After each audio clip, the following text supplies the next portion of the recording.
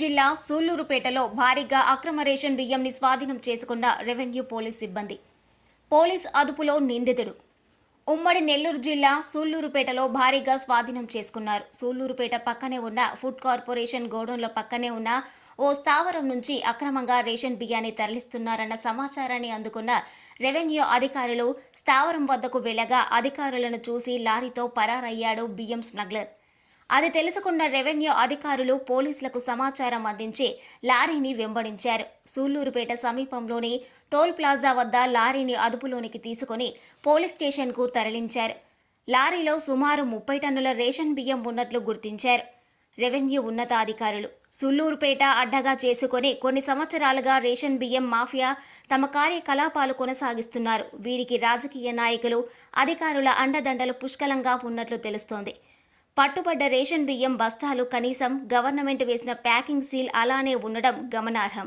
పట్టుకున్నాక బియ్యాన్ని food corporation గోడౌన్కి తరలించారు. డ్రైవర్ని అదుపులోకి తీసుకుని కేసు నమోదు చేసి విచారిస్తున్నారు సూళ్లూరుపేట పోలీస్ అధికారులు.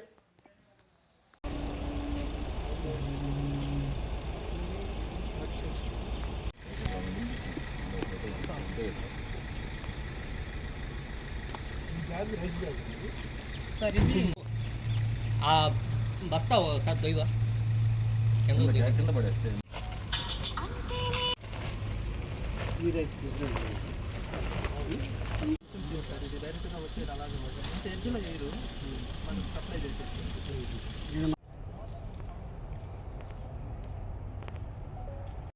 నిన్న రాత్రి 11 గంటల ప్రాంతంలో నెల్లూరు వైపు వెళ్తున్నటువంటి రైస్ లారీని మా సిబ్బంది, రెవెన్యూ, పోలీస్ మేమంతా చేసి బస్సు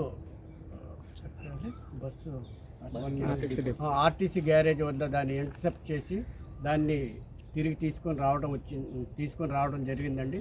అది పోలీసు వారికి అప్పగించి మార్నింగ్ గోడౌన్ వరకు తీసుకొని రావడం జరిగింది.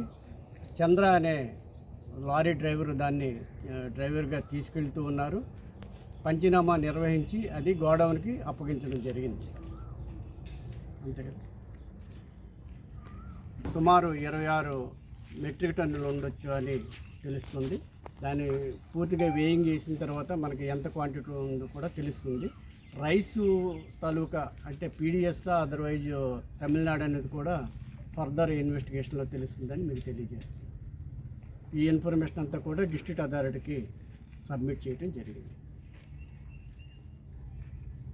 మరిన్ని న్యూస్ అప్డేట్ కోసం A3 న్యూస్ ఛానల్ని సబ్స్క్రైబ్ చేసి బెల్ ఐకాన్ను ప్రెస్ చేయండి.